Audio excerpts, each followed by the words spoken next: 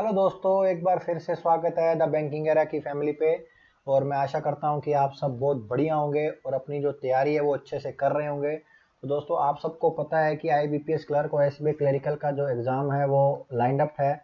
और मैं अपनी इस वीडियो के थ्रू जो प्रीवियस ईयर 2018 से लेके 2024 तक जितने भी क्वेश्चन क्वांट सेक्शन में बने हैं प्री लेवल के, तो मैं वो क्वेश्चन की सीरीज चला रहा हूँ। और आज जो सीरीज का हम 7वां पार्ट करने जा रहे हैं, तो आप यदि पहली बार ये सोच रहे हैं कि भाई आपकी क्वेश्चन की फ्रेमिंग कैसे होती है और किस तरह की जाती है, तो प्लीज़ आप अपना फॉलो कीजिए इस चीज़ को और फ्रेमिंग देखिए कि किस तरह क्वेश्चन आते हैं। ठीक है दोस्तों, आपको यही देखना है।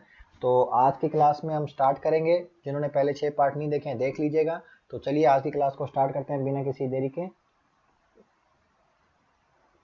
तो क्वेश्चन पढ़िएगा और देखिएगा क्या क्या आंसर इसका हो सकता है। ठीक है, थोड़ा सा मैं सेट कर लेता हूँ। ठीक है, तो बताइएगा क्या आंसर इसका हो सकता है। ठीक है, ये 2 क्वेश्चन है, तो चलिए फिर कीजिए और मैं भी आपके साथ साथ करता हूँ। क्या बोल रहा है, एक पाइप है can fill a tank 3 times as fast as another pipe. तो एक पाइप है और एक दूसरी पाइप है। ठीक है, तो पहली पाइप क्या है, फास्ट है, तो मतलब इफिशियंसी उसकी कितनी है, 3 गुना ज़्यादा है, 3 टाइम है।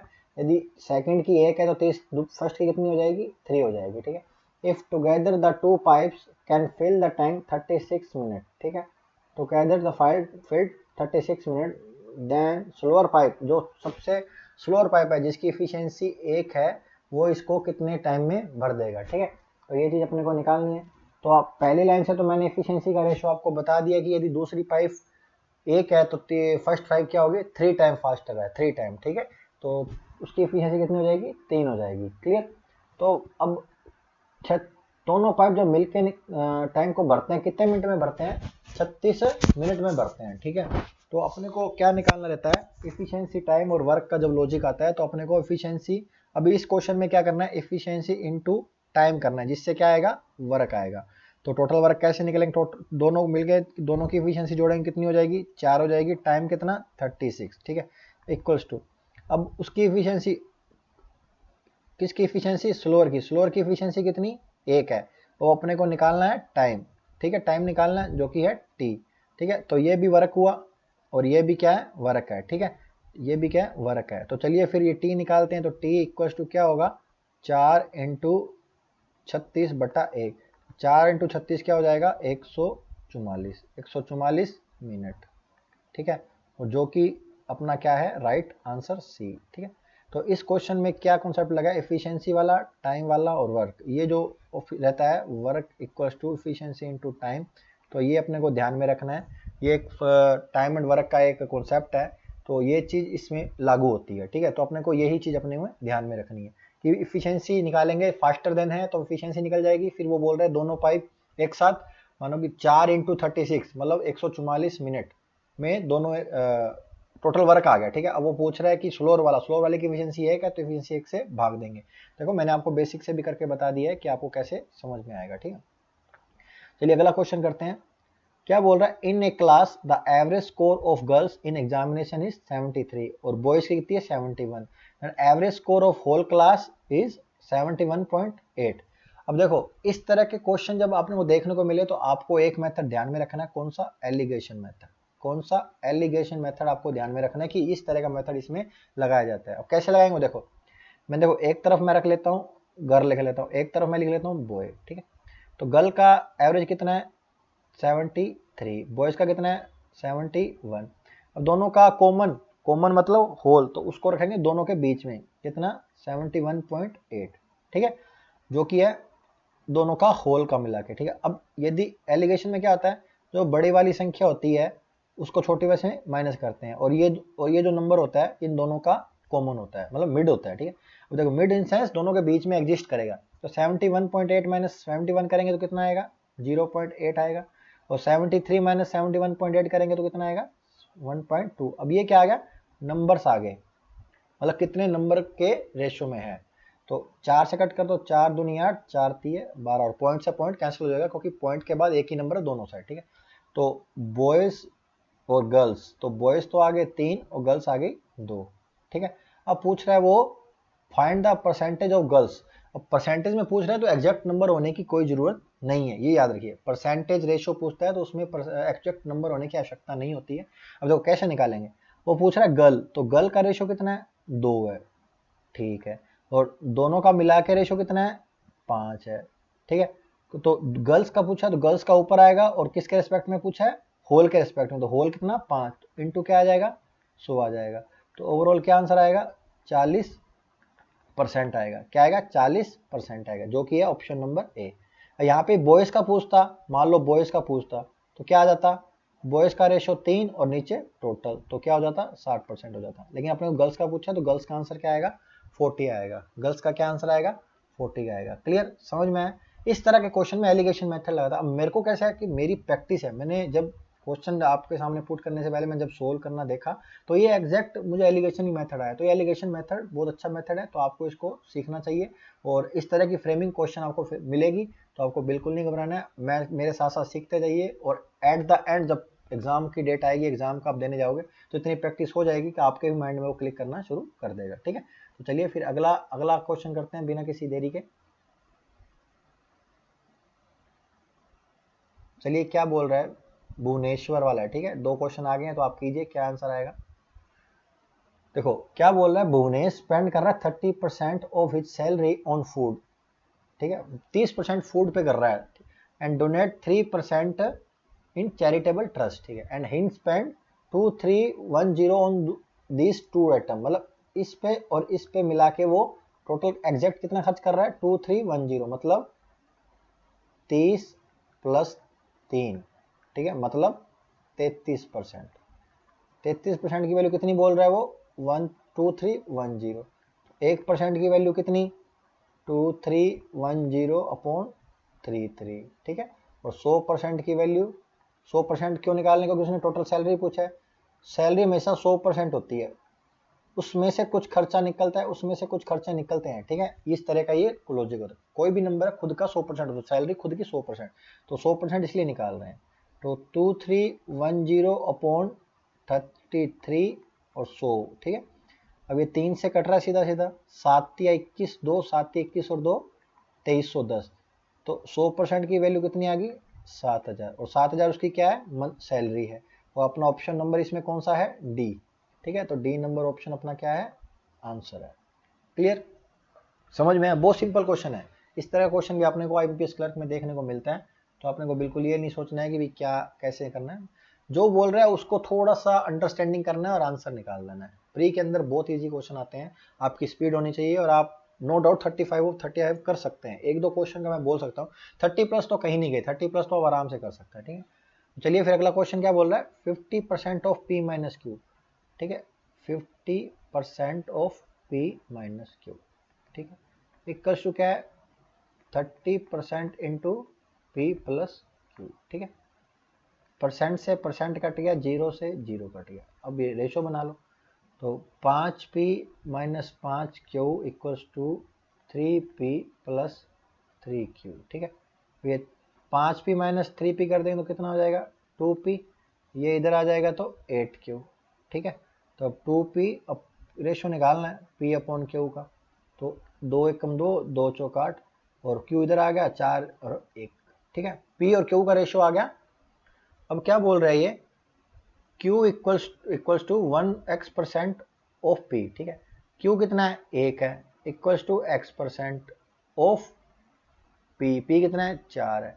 तो 1 कब आएगा, x% 4 का, तो 4 का कितना निकालें, नॉर्मल सोचो कितना होगा, 25%, सिंपल 25% सिंपल, इतना तो आपको आइडिया लगा। 25% करेंगे, 25% क्यों करेंगे, क्योंकि 25 को लिखते हैं 1/4 और इंटू में 4 है, तो 4 से 4 कट जाएगा तो क्या बचेगा, 1 बचेगा, यहाँ पे 1 आ गया तो इक्वल हो गया।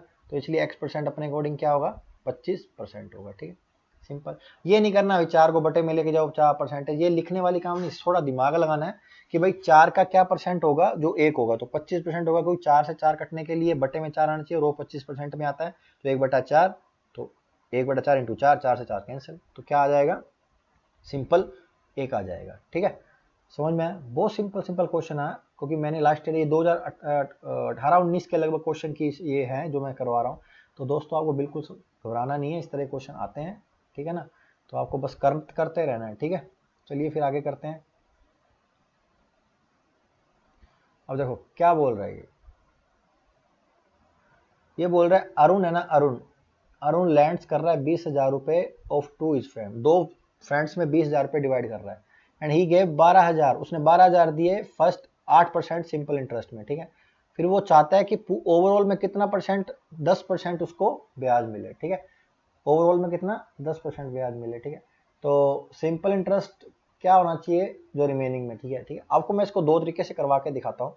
पहले सिंपल, उसको ओवरऑल कितना ब्याज चाहिए, 10%, 20,000 का 10% कितना होता है, 2,000 होता है, 2,000 उसको ओवरऑल ब्याज चाहिए, ठीक है, ओवरऑल।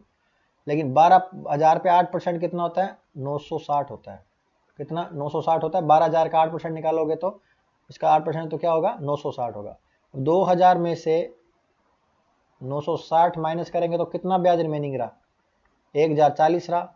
अब उसको 1,040 ब्याज लेना है, कितने पे लेना है, 12,000 तो दे दिया था एक साइड में, तो दूसरी साइड कितना दिया होगा, 8,000 दिया होगा, ठीक है। तो 8,000 सिंपल 303, तो ये 13 से कट रहा है, तो दूसरा उसको 13% पे देना पड़ेगा, सिंपल।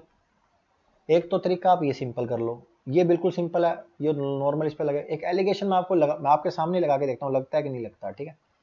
ओवरऑल कितना उसको 10%, अब एक कितना 8, ठीक है। अब ये बड़ा है, दूसरा बड़ा ही आएगा तो ओवरऑल 10 होगा। तो करके देखते हैं दो, अब यहाँ पे क्या आना चाहिए, है ना, यहाँ पे क्या आएगा अपने को नहीं पता। तो अब देखो ये दो की वैल्यू कितनी है, 8,000 है,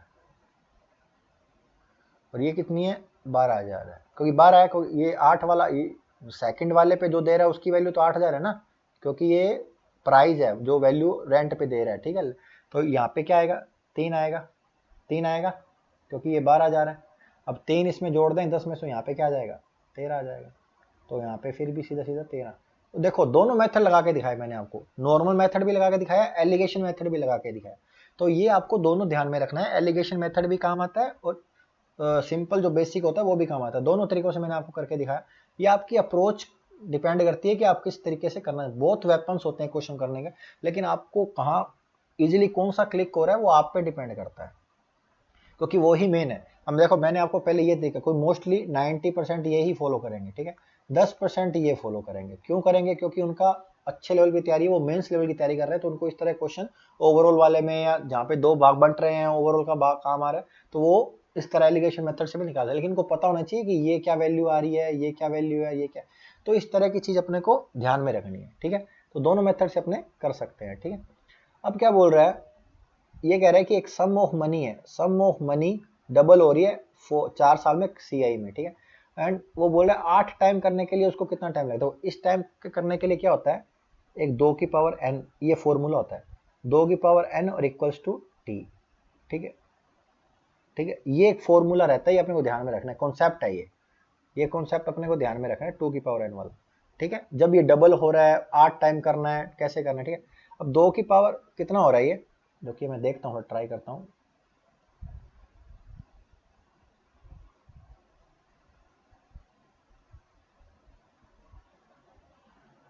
देखो 2 की पावर n मतलब 2 की पावर 2, ठीक है, क्योंकि 2 डबल हो रहा है ना 4 साल में, ठीक है।